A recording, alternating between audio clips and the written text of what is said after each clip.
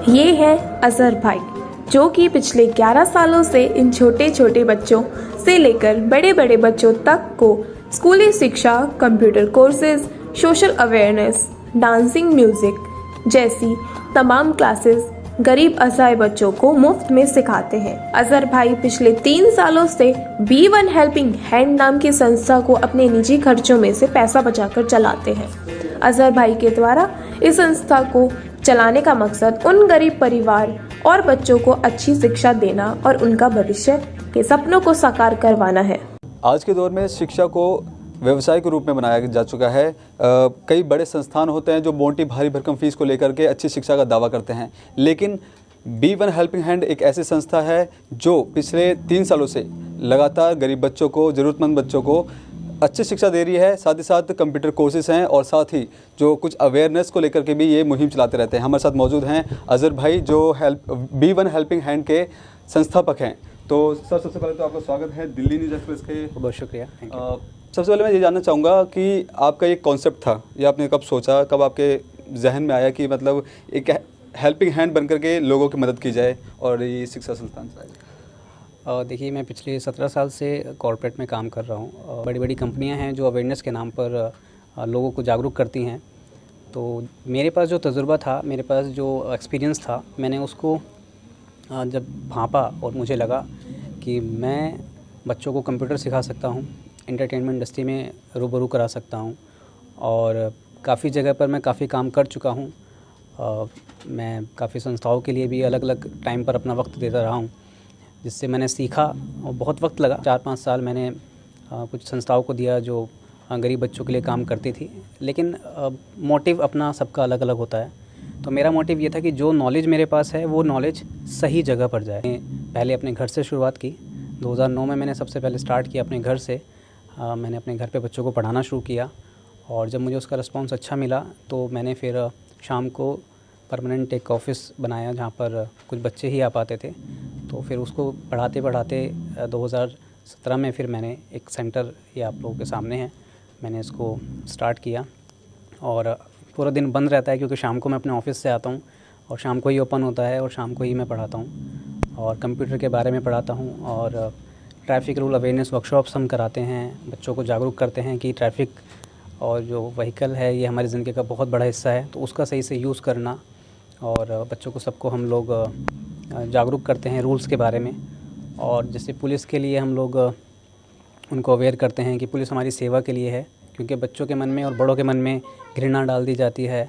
की जाए 3 साल का लंबा सफ़र आपने तय किया, तो इस दौरान आपको क्या कुछ समस्याएं आई थी? क्योंकि जिस तरह से एक हेल्पिंग हैंड जो आप चला रहे हो, शुरुआत में काफ़ी दिक्कत आई होगी, बच्चों को अप्रोच करना होता है, बच्चों के पेरेंट्स से मिलना होता है, तो क्या कुछ समस्याएं आई थी आपको? समस्या तो बहुत आई थी, लेकिन जब आपके इरादे थोड़े से मजबूत होते हैं तो फिर वो समस्या आपके लिए अपॉर्चुनिटी बन जाती है। अब मैं पिछले 3 साल से एवरीथिंग एसेट यूज़ होते हैं, आपको पता है, हर चीज़ें होती हैं, ये मैं कहना नहीं चाहूँगा, बट मैंने ये चीज़ ठानी थी तो मैंने कर भी दिया। मैं आज पहली बार ऐसा कुछ अपने B1 हेल्पिंग हैंड के बारे में बता रहा हूँ, नहीं तो मैंने कभी बताया भी नहीं किसी को। मैं अपना सिर्फ जो लोग मुझे मिलते हैं मैं उनको बोलता हूँ और उनको बोलता हूँ आप आगे मुझे बताइएगा। आज मेरे पास जितने भी बच्चे आते हैं सब माउथ रेफरेंस से आते हैं और वो रेफरेंस एक्चुअल फैक्ट वाला रेफरेंस होता है। मेरे पास कभी मतलब 95% वही लोग आते हैं एक्चुअल में जिनको ज़रूरत है। गरीब तबके के हैं, रेंट पे रहते हैं और इज़्ज़त भी देते हैं, प्यार भी देते हैं और सीखते भी हैं, सबसे बड़ी बात है। मेरे कुछ स्टूडेंट हैं ऐसे जो अभी मतलब खुद इस लायक हो गए हैं कि वो खुद पढ़ाते हैं। तो ये अचीवमेंट्स जो होती हैं तो वो बहुत बड़ी चीज़ है हमारे लिए। जी, कितने बच्चे हैं और क्या कुछ शिक्षाएं आप दे रहे हैं बच्चों को? बच्चों का एक्चुअली हम लोग है ना, कोई रजिस्टर या फिर कोई अटेंडेंस नहीं रखते हैं। ये ऐसा प्लेटफॉर्म है कि जो जिस तरीके की मदद के लिए आता है हम वो करते हैं। मेरे पास लोग डांस के लिए भी आते हैं, एक्टिंग के लिए भी आते हैं, मेरे पास लोग म्यूज़िक के लिए भी बात करने आते हैं। मेरे पास इस तरीके के लोग हैं जो बच्चे अपने पेरेंट्स को लेकर आते हैं कि सर से एक बार मिल लीजिए, तो परमिशन दिला देंगे। काउंसलिंग के लिए भी आते हैं और माशाल्लाह पेरेंट्स मान भी जाते हैं, क्योंकि अगर आप किसी के लिए कुछ करना चाहते हैं तो सबसे पहले आप अच्छा वक्त देना सीखिए। अच्छा वक्त आप देते हैं किसी को, उसके अंदर जो भी डिसीजन आप लेते हैं उस वक्त के दरमियान, तो वो या तो किसी का फ्यूचर बना देता है या फिर उसको उसके सही पाथ पे चला देता है। तो मेरे यहाँ पे B1 हेल्पिंग हैंड नाम भी मैंने बहुत सोच समझ के रखा था कि हमें मदद का हाथ बनना है।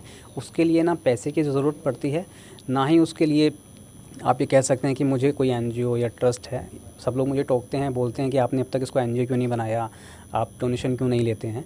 लेकिन ये सच तो यही है, अब 3 साल से तो नहीं लिया, ना ही आगे इरादा है मेरा मानना ये है कि अगर मेरे पास कंप्यूटर की और एंटरटेनमेंट इंडस्ट्री से जुड़ी हुई कुछ नॉलेज है तो आपके पास भी कुछ होगा। तो अगर एक्चुअल में मदद करना चाहते हैं तो चंद लोगों को ढूंढ भी लीजिए और थोड़ा सा वक्त हफ्ते में उनको दे भी दीजिए, तो बहुत आसान हो जाएगा हमारे लिए समाज को एक नए तरीके से अपग्रेड करने में। अज़हर जी, बात की जाए तो आपके जो बच्चे हैं, अगर अचीवमेंट्स की बात की जाए तो आपके लिए अचीवमेंट्स क्या है? बच्चों की सक्सेस है या फिर आपके कुछ अलग से अचीवमेंट्स? अचीवमेंट्स दोनों तरफ से हैं। जो बच्चे यहाँ पर बात नहीं किया करते थे आज माइक पर बोलते हैं, जो बच्चे पहले चुप बैठा करते थे आज हंसते हैं, हंसी मजाक करते हैं, उनके पेरेंट्स बोलते हैं, उनके एक्चुअल में पढ़ते वो मेरे पास कंप्यूटर हैं बट अपने स्कूल में अच्छे नंबर्स लेकर पास होते हैं, और पेरेंट्स बोलते हैं हमारा थिएटर कर चुका हूँ और एंटरटेनमेंट से जुड़ा हुआ हूँ, मेरा एक वो पहलू भी है।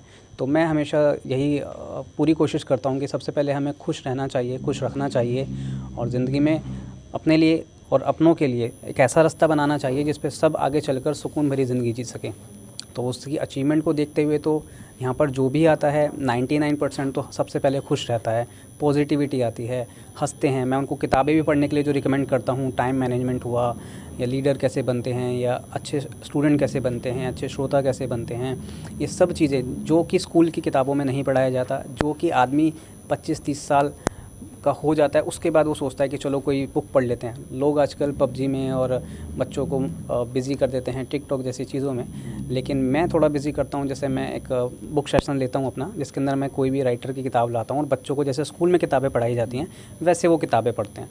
तो उससे क्या होता है, बच्चों को पता नहीं होता कि ऐसी भी किताबें होती हैं, उनको कौन बताएगा, पेरेंट्स तो ख़रीद कर लाते नहीं हैं, और कम्युनिकेशन भी बहुत कम होता है पेरेंट्स का और बच्चों का इस चीज़ को लेके कि हमारी ग्रोथ कैसे होगी। और सबसे बड़ी बात कि घर की मुर्गी दाल बराबर, तो पेरेंट्स अगर जो समझाते भी होंगे तो आप समझ सकते हैं कि बच्चों बाहर का जो माहौल होता है वो उस चीज़ को समझने में थोड़ी सी दिक्कत करती है। कितने बच्चे हैं अभी आपके पास जो एजुकेशन लेने के लिए आए हैं? मैं फिर वही कहूँगा कि बच्चे तो एक बार में मैं बैच अगर बनाता हूँ कभी तो 30 बच्चों का बनता है, 20 का बनता है।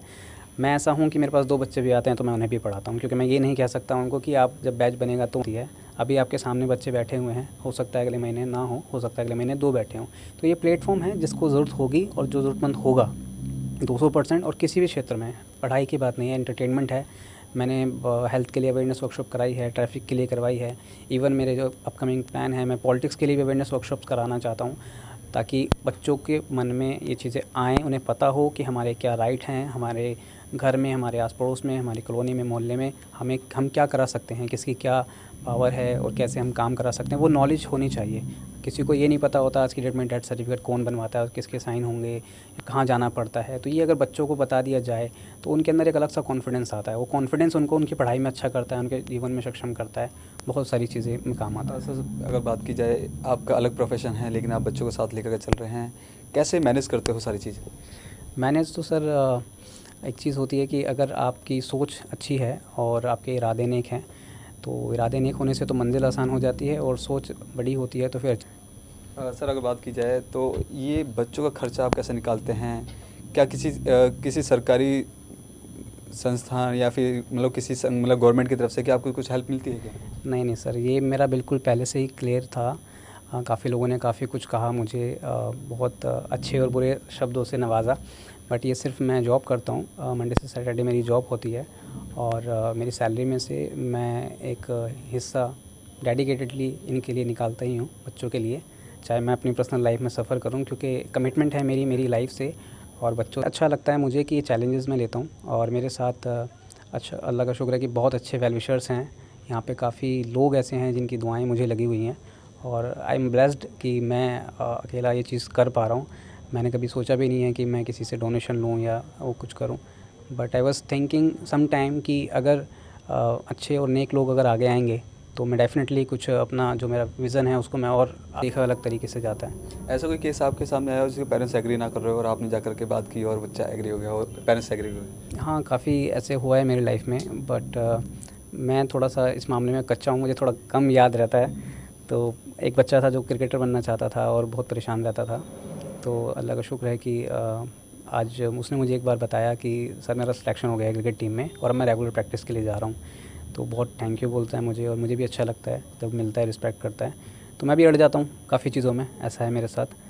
बट आई वाज़ हैप्पी कि सब अपनी जगह, क्योंकि लाइफ सब अपने ही सर्वाइव करते हैं, जीते हैं, बट अच्छी गाइडेंस बहुत ज़रूरी होती है। सवाल मेरे मन में ये भी है कि जिस तरह से लॉकडाउन जारी था कि सारी क्लासेस बंद हो गई थी, तो ऐसे में गवर्नमेंट की तरफ से कहा गया था कि ऑनलाइन क्लासेस दी जाए, कि आपकी तरफ से भी कुछ ऐसा नहीं, वो मैं नहीं कर पाया क्योंकि मैं फाइनेंशियली इतना साउंड नहीं हूँ कि मैं मतलब पूरा सेटअप लगा दूँ और बच्चों को फिर कुछ प्रोवाइड करा दूँ।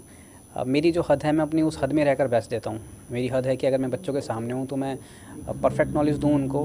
मैं उनको, अगर मुझे जब एंटरटेन करना है तो एंटरटेन परफेक्ट करूँ। मैं उनको कंप्यूटर पढ़ा रहा हूँ तो परफेक्ट पढ़ाऊँ। मैं स्मार्ट क्लासेस लेता हूँ LED पे। मैंने बिना कीबोर्ड के बच्चों को टाइपिंग सिखाई है। तो मतलब यही अपने आप में एक प्रूफ है कि बच्चे, मतलब फैमिलीज बोलती है हमारे पास कंप्यूटर नहीं है। मैंने कहा बच्चा आपका टाइपिंग करेगा, this is my guarantee. Because मेरे को ज़हनियत उनकी ज़हनियत में बैठाना होता है, और वो बैठाने का जो तरीका होता है वो मुझे मालूम है। मुझे मालूम है कि अगर कोई कोरा कागज़ कहते हैं, दुनिया कहती है कोरा कागज़ होता है बच्चा, बट मुझे लिखना बहुत अच्छे से आता है। और कंप्यूटर का हो, इवन अब एक बच्चा है हमारा जो उसको मतलब मुझे देख कर वो रैप लिखने लगा। उसने एक बार मेरे लिए रैप लिखा तो मुझे अच्छा लगा। एक बच्ची है जो डांस कभी नहीं करती थी, उसने डांस करना शुरू कर दिया। तो ये सब जो अचीवमेंट है, ये सबसे बड़ी अचीवमेंट लाइफ की ये चीज़ मुझे लगता है मेरी लाइफ अब आगे इसी चीज़ में जाने वाली है, और मैं खुश हूँ। पहले एक 3x6 के छोटे से ऑफिस से शुरू किया था, आज इतना बड़ा सेंटर खुल गया है, और अल्लाह चाहा तो इंशाल्लाह और आगे बढ़ेगा। सपोर्ट के लिए, सहयोग के लिए बस यही कहता हूँ लोगों को मैं कि दुआओं की ज़रूरत है।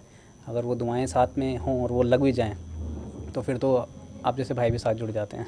जब ये अजहर जी, आखिर में चलते चलते यूथ को क्या कुछ मैसेज देना चाहेंगे? जिस तरह से आप काम कर रहे हैं, ऐसे और लोग बढ़ चढ़ कर आगे आए, और जो बच्चों को जो निरंतर पढ़ाने का आप जो एजुकेशन देने का काम कर रहे हैं, ऐसे ही मतलब लोग आगे जुड़ते रहें आपसे और ये कारोबार चलते रहे। जी हाँ, मैं तो यही रिक्वेस्ट करूँगा कि मुझे मालूम है यहाँ पर बहुत लोग अच्छा काम करते हैं, सब अपने अपने तरीके से करते हैं। मेरा तरीका ये है कि जो हमारे पास नॉलेज है उसमें, उस नॉलेज को लेकर अगर हम ज़रूरतमंद बच्चों को अगर गाइड करते हैं या वक्त देते हैं, सिखाते हैं, समझाते हैं, उनका उत्साह बढ़ाते हैं, तो कहीं ना कहीं वो ताउम्र आपको दुआएं देंगे, ताउम्र आपके लिए खड़े रहेंगे आपके सुख दुख में। और मुझे लगता है कि ये चीज़ करनी चाहिए, सबको करनी चाहिए।